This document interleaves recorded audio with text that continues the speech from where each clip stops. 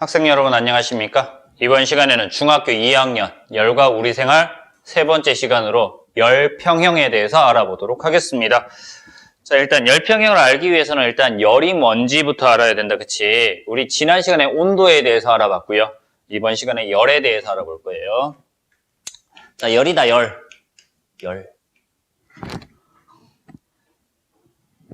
열은 에너지야, 에너지. 열은 에너지인데 항상 온도가 높은 쪽에서 낮은 쪽으로 이동해. 그래서 온도가 높은 물체가 있고요. 온도가 낮은 물체가 있으면은 온도가 높은 물체에서 낮은 물체 쪽으로 이렇게 이동하는 에너지를 뭐라고 한다? 열이라고 얘기를 하는 겁니다. 자, 그래서 열량을 볼 거예요. 열량. 말 그대로 열의 양이야. 열의 양. 그래서 얘는 이동하는 열의 양이라고 해서 뭐라고 한다? 열량이라고 얘기를 하는 거야. 이동하는 열의 양이라고 해서 열량이라고 얘기를 하고요. 단위는요, 칼로리 또는 킬로칼로리 쓰는데 K 붙으면 1000배 차이 나는 거야. 그지? 1킬로칼로리는 1000칼로리다 라는 거 정도 알아두면 됩니다. 됐죠? 그래서 여기에 대한 내용 간단하게 볼게요. 칼로리다 라는 거. 칼로리. 1칼로리라고 정리를 할게. 1칼로리. 1칼로리는 물 1g을 1도씨 높이는데 필요한 열의 양, 열량을 1칼로리라고 얘기를 해. 근데 이 칼로리 대신에 만약에 킬로칼로리다라고 하면은 그램 대신에 킬로그램 이렇게 정리를 하면 돼요. 어쨌든 얘가 열량입니다. 그래서 1킬로칼로리가 1000칼로리다라는 것도 같이 알면 되고요. 자, 당연한 것들 또 나와. 두 번째. 열을 얻으면 이라는 거 나오고요. 그리고 열을 잃으면 이렇게 나온단 말이야. 열을 얻는다는 얘기는 온도가 높아진다라는 얘기야. 온도가 높아지니까 입자 운동이 어떻게 된다? 활발해지죠. 요거 열을 얻으면 이렇게 되고요. 열을 잃으면 어떻게 된다? 온도가 낮아지는 거고요. 온도가 낮아지니까 입자 운동이 어떻게 된다고요? 둔해지는 거죠.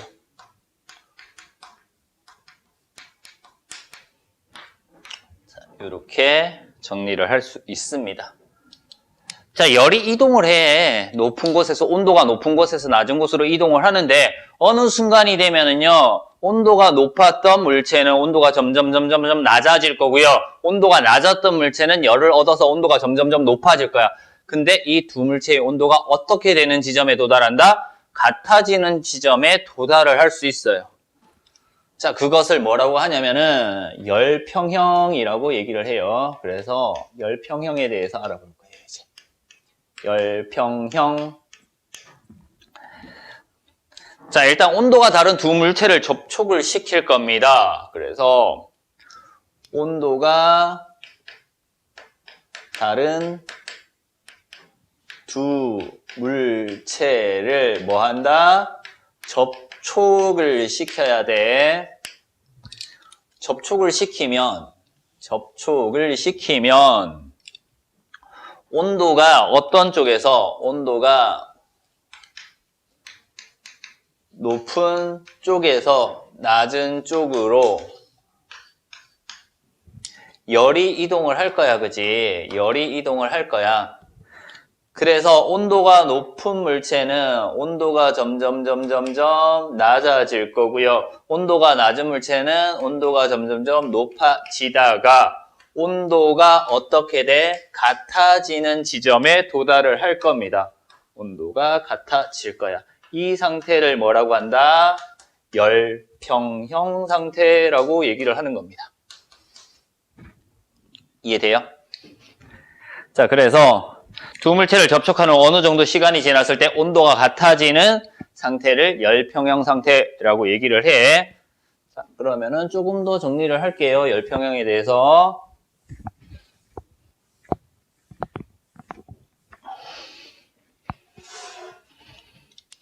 자, 이렇게 정리를 할게. 원을 하나 그리고요. 책에도 원으로 나와 있으니까 여기도 원을 하나 그릴게요. 자, 가운데 이렇게 두고요. 여기가 온도가 높은 것, 여기가 온도가 낮은 것 이렇게 둘게요. 빨간색, 파란색으로 이렇게 빗금을 쳤어. 그럼 온도가 높으니까 여기 있던 입자는요. 여기 있던 입자는 운동이 빨라요. 뒤에 꼬리가 운동 정도라고 생각을 하면 돼. 여기 있는 입자는요. 여기 있는 입자는 똑같은 입자인데 운동이 느려요. 꼬리가 운동 정도라고 생각하자 그랬다. 자, 운동이 빠르고 운동이 느린데 어떻게 된다고? 온도가 높은 쪽에서 낮은 쪽으로 열 에너지가 이동을 한다라고 했어. 그래서 온도가 높은 쪽에서 낮은 쪽으로 이렇게 뭐가 이동을 한다고? 열이 이동을 한다라고 했단 말이야. 열이 이동을 해. 그쵸? 자, 열이 이동을 해. 그러면은 여기도 가를게요. 왼쪽은 원래 온도가 높았는데 얘가 온도가 점점점 어떻게 돼요? 온도가 점점점 낮아지고요. 여기는 온도가 점점점 높아져요. 왜? 얘는 열을 잃은 거잖아요. 그죠? 열을 잃었기 때문에 온도가 낮아지는 거고 온도가 낮은 쪽은 열을 얻었기 때문에 온도가 점점 높아져. 이때 언제까지 온도 변화가 일어난다고? 이 두 곳의 온도가 어떻게 될 때? 같아질 때까지 열이 이동을 합니다. 이 같아지는 순간을 무슨 상태라고 한다고? 그치, 열평형 상태라고 얘기를 해요. 열평형 상태라고 얘기를 해. 그래프 하나 볼게요. 그래프.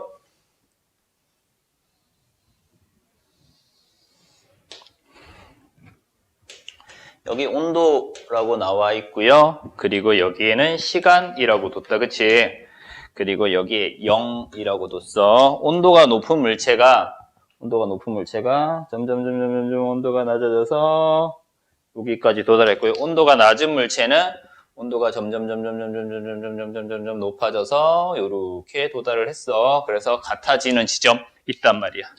자, 요때 시간이 있을 거야. 요 시간이 열평형에 도달한 시간 될 거고요. 이때 이 온도가 열평형에 도달한 온도가 되겠죠. 온도가 높은 물체랑 낮은 물체 있었는데 이 온도가 높은 물체가 어떠한 열량? 얘가 잃은 열량과 온도가 낮은 물체가 얻은 열량은 얘는 어떻다? 같다라는 거야. 열량은 서로 같아. 잃은 열량과 얻은 열량이 똑같습니다. 근데 여기서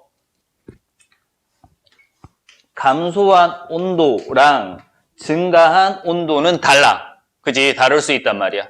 그래서 낮아진 온도랑 높아진 온도는 같다가 아니야. 잃은 열량과 얻은 열량은 같지만 온도 변화는 다를 수 있다라는 것들 알면 됩니다. 됐습니까? 그래서 그래프 분석 이렇게 할 수 있습니다. 됐죠? 그래서 열을 얻으면 온도 높아져서 입자 운동이 활발해지고요. 열을 잃으면 온도가 낮아져서 입자 운동이 둔해짐으로 해서 온도가 같아질 때까지 열이 이동해서 온도가 같아지는 지점이 열평형 상태. 이때 온도가 높은 물체가 잃은 열량과 온도가 낮은 물체가 얻은 열량이 같다라는 것까지 알면 됩니다.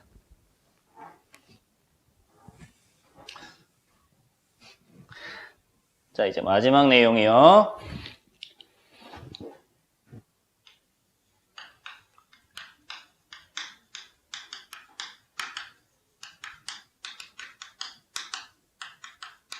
열평형 상태의 이용이라는 제목으로 보도록 하겠습니다. 자, 우리 열평형 상태면은 차가운 것을 따뜻한 곳에 넣으면 미지근해진다. 뭐 이런 것들이야. 그래서 우리 한약 먹을 때 좀 따뜻하게 먹고 싶대. 그래서 이 한약팩을 어디에 넣어?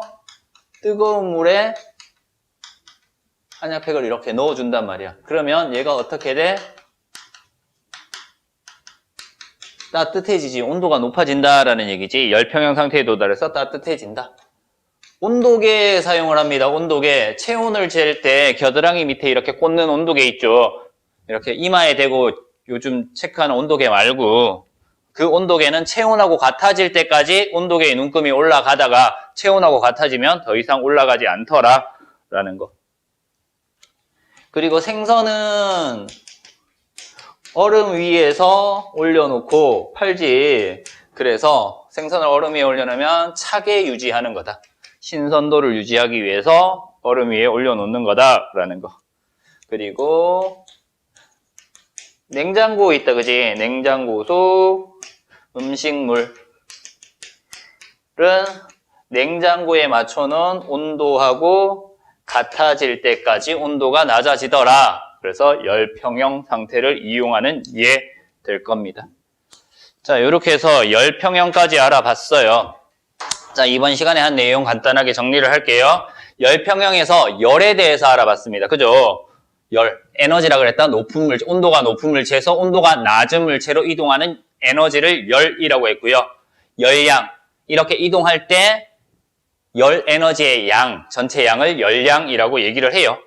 그래서 열을 얻으면 분자 운동이 입자 운동이 활발해져서 온도가 올라가고, 열을 잃으면 입자 운동이 둔해져서 온도가 낮아지더라. 열평형에 대해서도 알아봤어요. 그죠? 온도가 높은 물체에서 낮은 물체로 열이 이동하다가 온도가 같아지는 상태를 열평형 상태라고 얘기를 했고요. 이때 높은 온도의 물체가 잃은 열량과 낮은 온도의 물체가 얻은 열량이 같다라는 것까지 알아봤습니다. 그리고 열평형 상태에 이용하는 예 몇 가지 알아봤죠. 이번 시간에 열평형에 대해서 알아봤습니다. 이번 시간 수업은 여기서 마치도록 하겠습니다.